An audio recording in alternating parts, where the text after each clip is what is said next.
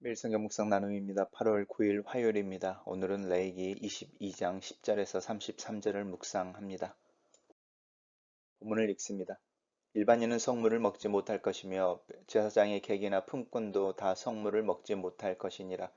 그러나 제사장이 그의 돈으로 어떤 사람을 샀으면 그는 그것을 먹을 것이며 그의 집에서 출생한 자도 그렇게 하여 그들이 제사장 음식을 먹을 것이며 제사장의 딸이 일반인에게 가출가하였으면 거제의 성물을 먹지 못하되 만일 그가 가부되든지 이혼을 당하든지 자식이 없어 그의 친정에 돌아와 젊었을 때와 같으면 그는 그의 아버지의 몫의 음식을 먹을 것이나 일반인은 먹지 못할 것이니라.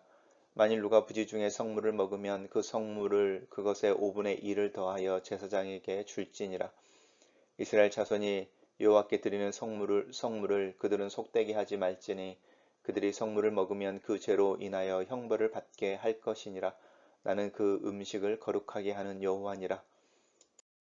여호와께서 모세에게 말씀하여 이르시되 아론과 그의 아들들과 이스라엘 온 족속에게 말하여 이르라. 이스라엘 자손이나 그 중에 거류하는 자가 서원 제물이나 자원 제물로 번제를 더불어 여호와께 예물로 드리려거든 기쁘게 받으심이 되도록 소나 양이나 염소의 흠 없는 수컷으로 드릴지니 흠 있는 것은 무엇이나 너희가 드리지 말 것은 그것이 기쁘게 받으심이 되지 못할 것임이니라. 만일 누구든지 서운한 것을 갚으려 하든지 자의로 예물을 드리려 하여 소나 양으로 화목제물을 여호와께 드리는 자는 기쁘게 받으심이 되도록 아무 흠 없는 온전한 것으로 할지니 너희는 눈먼 것이나 상한 것이나 지체에 배임을 당한 것이나 종기 있는 것이나 습진 있는 것이나 비루 먹은 것을 여호와께 드리지 말며 이런 것들을 제단 위에 화제물로 여호와께 드리지 말라. 소나 양의 지체가 더하거나 덜한 것은 너희가 자원 제물로 수려니와 서원 제물로 드리면 기쁘게 받으심이 되지 못하리라. 너희는 고환이 상하였거나 치였거나 터졌거나 배임을 당한 것은 여호와께 드리지 말며 너희의 땅에서는 이런 일도 행하지 말지며 너희는 외국인에게서도 이런 것을 받아 너희의 하나님의 음식으로 드리지 말라. 이는 결점이 있고 흠이 있는 것인즉 너희를 위하여 기쁘게 받으심이 되지 못할 것임이니라. 여호와께서 모세에게 말씀하여 이르시되 숫소나 양이나 염소가 나거든 이랫동안 그것의 어미와 같이 있게 하라. 여덟째 날 이후로는 여호와께 화제로 예물을 드리면 기쁘게 받으심이 되리라. 암소나 암양을 막론하고 어미와 새끼를 같은 날에 잡지 말지니라. 너희가 여호와께 감사 제물을 드리려거든 너희가 기쁘게 받으심이 되도록 드릴지며 그 제물은 그 날에 먹고 이튿날까지 두지 말라. 나는 여호와니라. 너희는 내 계명을 지켜 행하라. 나는 여호와니라. 너희는 내 성호를 속되게 하지 말라. 나는 이스라엘 자손 중에서 거룩하게 함을 받을 것이니라. 나는 너희를 거룩하게 하는 여호와여 너희의 하나님이 되려고 너희를 애굽 땅에서 인도하여 낸 자니 나는 여호와니라. 오늘의 본문은 두 개의 단락으로 나눠져 있습니다. 첫 번째 단락입니다. 첫 번째 단락은 일반인은 성물을 먹지 못한다. 이런데 성물로 번역되어져 있는 이것은 하나님 앞에 예물로 제사 예물로 드려진 것이죠. 그것이 동물일 수도 있고 또 곡식일 수도 있습니다. 성물을 먹지 말라라고 말하면서 성물을 먹을 수 있는 사람들은 결국은 제사장들이 그것을 먹을 수 있는데 제사장이라고 하고 제사장의 가문이라고 이야기했을 때는 그 제사장에게 속해 있다라는 부분을 분명하게 이야기하고 있습니다. 그래서 제사장의 집에 손님으로 와 있는 사람들 또 일용직이라고 하는 이렇게 고용되어진 사람들은 성물을 먹지 못한다. 하지만 돈으로 샀다라고 하는 것은 이제 소유물이 되어졌다는 뜻이죠. 그래서 이 일용직이나 이렇게 계약 관계에 의해서 일을 하는 사람들이 아니고 그 집안 사람으로서 제사장의 당시에 소유물로 여겨졌던 그 사람들은 이제 가족이 되는 것이니까 그 제사장들과 함께 먹고 또 그 생활을 해야 되는 것이죠. 그리고 출생한 자는 이제 그렇게 소유물이 되어진 하인들에게서 난 아이들도 자연스럽게 이제 주인에게 소유되어지는 시대였으니까 동일하게 음식을 먹을 수 있다 이야기합니다. 흥미로운 것은 이제 제사장의 딸인데 제사장의 딸이 결혼하여 일반인에게 출가하는 경우는 성물을 먹지 못하지만 과부가 된다든지 또 이혼을 당한다든지 자식이 없다든지 이게 이제 친정으로 돌아오는 세 가지 중요한 이유인 거죠. 남편이 죽었다든지 아니면 남편이 쫓아냈다든지 아니면 자식이 없어서 이제 홀로 아니면 이제 이혼을 당하는 것에 대한 또 다른 아니면 첩이 생겨서 그 집에서 나와야 된다든지 이제 이런 상황들이 있었을 때에 이제 친정으로 돌아오면 그 아버지 밑에서 젊었을 때처럼 그 제사장들이 먹을 수 있는 음식을 먹어서 생활하게 하는 것에 대한 이야기를 하고 있습니다. 그리고 부지 중에 누가 성물을 먹으면 그 성물을 5분의 1을 더하여 제사장에 준다라고 하는데 이것은 이제 성물을 부지 중에 먹는 거죠. 그러니까 알지 못하고 먹었을 경우인 거죠. 의도적이 아니고 먹었을 때에 그것에 대한 배상을 이야기하고 있습니다. 그러면서 나는 음식을 거룩하게 하는 여호와다 이렇게 말씀하시는데 이 음식이라고 하는 이 성물인 것 하나님께 드려지는 그 제물이 이제 왜 중요하고 그것이 거룩해지는가? 왜냐하면 그것이 하나님께 드려졌고 하나님이 그걸 받으시기 때문입니다. 단락을 요약해 보겠습니다. 하나님께 드려진 것은 제사장 가문에 속한 자들만 먹고 그 음식을 거룩하게 하시는 여호와 하나님을 기억하라. 이렇게 요약했습니다. 두 번째 단락은 이제 제사에 대한 이야기를 이렇게 그 전에 우리가 5개 제사 또 제물을 어떻게 드려야 되는지 굉장히 구체적으로 있었던 내용들을 정리해서 한 문단으로 나오는 거 이렇게 정리하고 있습니다. 먼저 모세에게 말씀하여 이르되라고 이제 율법을 가르치실 때에 전형적으로 나타나는 부분이죠. 그리고 이제 대상에 나오는데 아론과 그의 아들들과 오 이스라엘 온 족속인 거죠. 모든 사람들이 하나님 앞에 제사를 드리려고 하거든. 거기에는 이 약속의 땅에 거주하는 이스라엘 자손이나 또 그 중에 거주하는 이 거류민이라고 하는 부분이 계속 나오죠. 템포러리로 이렇게 임시적으로 있는 사람들인 거죠. 그게 나그네일 수도 있고 또 난민들일 수도 있고 그들 중에 장사하기 위해서 거류하는 사람들일 수도 있고 뭐 일을 찾아온 사람들일 수도 있고 여러 가지 외국인들을 의미하는데 그들 중에 소원 제물과 자원 제물이라고 말합니다. 소원 제물은 하나님께 이렇게 해주시면 내가 이렇게 하겠습니다라고 말하는 관계 속에서 미리 드릴 수도 있고 또 그 서원이 이루어졌을 때 드릴 수도 있고 그래서 하나님과의 어떤 나름의 계약을 하고 또 약속 관계 속에서 드리는 제물이 있는 거죠. 자원 제물은 원하는 자들이 하나님을 기쁘게 예배하는 자들이 하나님께 예배하기 위해서 왔을 때 이야기입니다. 번제라고 하는 부분은 불로 태워서 하나님께 드리는 모든 제사들을 번제라고 합니다.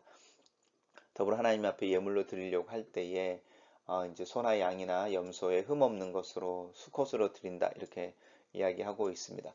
그래서 흠이 없다라는 것, 흠이 없는 것으로 드려야 된다라고 하는 것은 하나님이 기쁘시게 받으심이 되게 하기 위해서다. 그래서 이 두 번째 단락에서 계속적으로 반복되어지는 단어가 하나님께서 기쁘게 받으심이 되도록 이 기쁘게 받으심이라고 하는 부분입니다. 그러니까 우리가 예배를 드릴 때도 나를 위해서 예배를 드리는 것이 아니고 하나님을 위해서 예배를 드리는 것이죠. 그래서 하나님이 가치가 있고 우리가 이제 worthy 이렇게 말하는데 내가 의존할 만한 분이시고 이렇게 이야기하는 게 worship인 것이고 그래서 이 worship의 또 다른 형태는 칭찬하는 것이고 인정하는 것이고 지지하는 형태가 사실 예배의 코어인 거죠. 그럴 때에 내가 그렇게 보이는 것을 상대가 잘 받을 수 있도록 정성을 들여야 되는 이유인 것처럼 하나님께 예배하는 자들 또한 이 하나님의 기쁘시게 받으시는 거죠. 내가 하고 싶은 거를 하는 게 아니고 내 예배의 대상이 되시는 그분이 기쁘시는 방법으로 기뻐하시는 방법으로 우리가 예배하는 것이 필요해서 우리 하나님 앞에 예물을 드릴 때에 조심하고 또 주의하고 또 흠이 있는 것은 드리지 않으려고 하는 부분이 거기에 있습니다. 그래서 계속적으로 기쁘게 받으심이라는 단어가 이 두 번째 단락에서는 반복되어지고 있습니다. 계속해서 이야기하는 부분입니다. 이제 계속 재물에 대한 이야기를 하고, 그리고 이제 특별히 여기서 이야기하는 부분들 중에 그렇게 재물로 드리는 것 중에 흠이 없는 것에 대한 이야기 말고, 이 동물이 태어났을 때에 이래 동안은 어린 아이와 같이, 어미와 같이 있게 해라라고 하는 부분입니다. 그리고 또 어미와 새끼를 같은 날에 이렇게 삼지 말라, 이렇게 잡지 말라, 이제 이렇게 이야기하는 부분이고요. 이 부분이 이제 우리가 정확하게는 이해할 수 없지만 하나님께서 이렇게 제한을 주시는 이유가 있는 것이죠. 너무 일찍이 또 이렇게 이제 함으로써 이제 또 다른 형태의 흠이 없는 재물인 거죠. 왜냐하면 그 태어나자마자 약한 것, 막 내일 곧 죽을 것 같은 재물, 그 새끼들 이런 게 재물로 드려질 수도 있죠. 근데 7일이라고 하는 것은 그냥 단순히 어머니와 함께 있다라는 것뿐만 아니라 이 동물이 이제 생명이 있어서 지속적으로 성장해 갈 수 있는 가능성을 갖게 되어지는 소위 말하는 온전한 새끼라는 말도 이 이래 동안이라는 것 속에 포함되어지고 어미와 새끼를 같은 날에 잡지 말라라는 것도 생명이라고 하는 부분 속에서 이렇게 태어나게 하는 하고 또 태어난 이 두 생명과의 관계에 대해서 존중할 것에 대해서 이야기를 하고 있습니다. 그리고 이제 화목제에 대한 이야기가 다시 한번 강조되어지고 있는데 감사의 제물을 드리려고 하거든. 이제 남은 제물 그 제물을 그날에 먹고 남겨두지 말아라 이렇게 이야기합니다. 약간 우리가 이제 계속 묵상해 왔더니 화목제에 대한 내용과 좀 다른 부분이 있죠.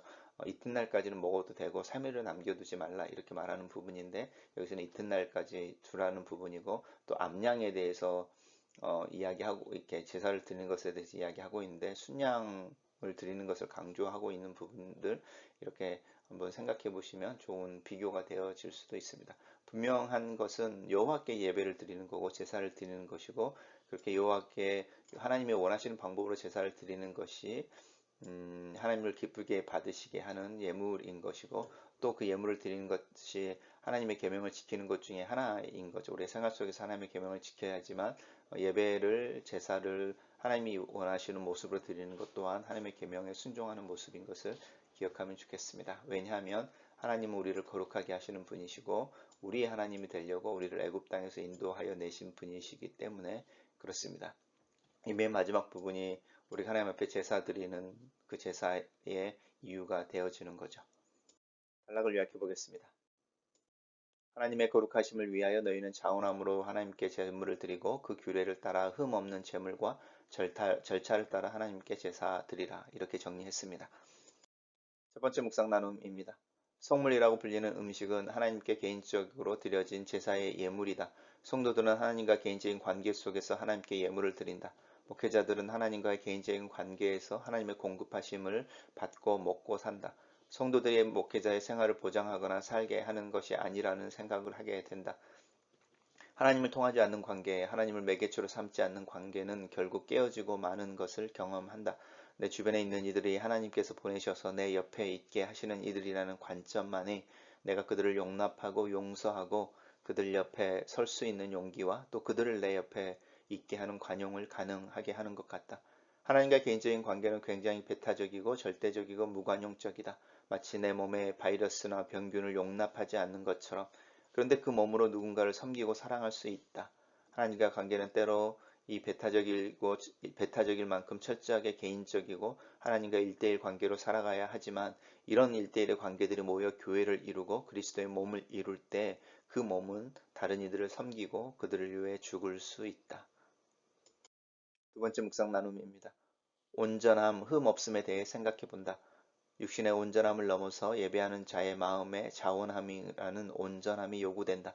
하나님 앞에 설 때 내 몸과 마음, 행동과 동기, 보이는 것과 보이지 않는 것이 동일해야 한다. 내 스스로의 온전함을 위해 엄격하고 타협하지 않는 몸부림이 필요하다. 그래서 여호와의 은혜로 그리스도의 은혜를 더 붙들게 되는 이유가 여기 있다. 이 온전함을 추구하는 것에도 경계선은 있다. 팔도 안 되는 새끼를 제물로 드릴 수 없고 어미와 새끼를 함께 제물로 드릴 수 없다. 신앙에 있어서도 이 경계선이 중요하다. 온전함은 어쩌면 이 선을 잘 그을 수 있는 지혜로움인지도 모르겠다. 하나님을 의식하고 하나님의 임재 안에서 온전함을 이루기 위해 더 붙들어야 하는 그리스도의 은혜와 내 삶에 지혜롭게 그어져야 하는 여러 종류의 경계선들을 생각해 본다. 글로 쓰는 기도입니다. 하나님 앞에 예배하는 자로 섭니다. 하루하루를 신앙을 따라 살며 신앙을 고백하는 자로 살기를 원합니다. 내 마음과 행동, 동기와 말이 다를 때가 많습니다. 온전한 모습으로 하나님 앞에 서기 위해 그리스도 예수의 보혈 아래 내 자신을 세웁니다. 하나님과의 개인적인 관계를 추구하는 일에 최우선을 두게 하시고 이 관계 속에서 여러 가지 경계선과 길을 보고 선택할 수 있는 지혜를 얻게 도와주시옵소서. 예수님 이름으로 기도합니다. 아멘.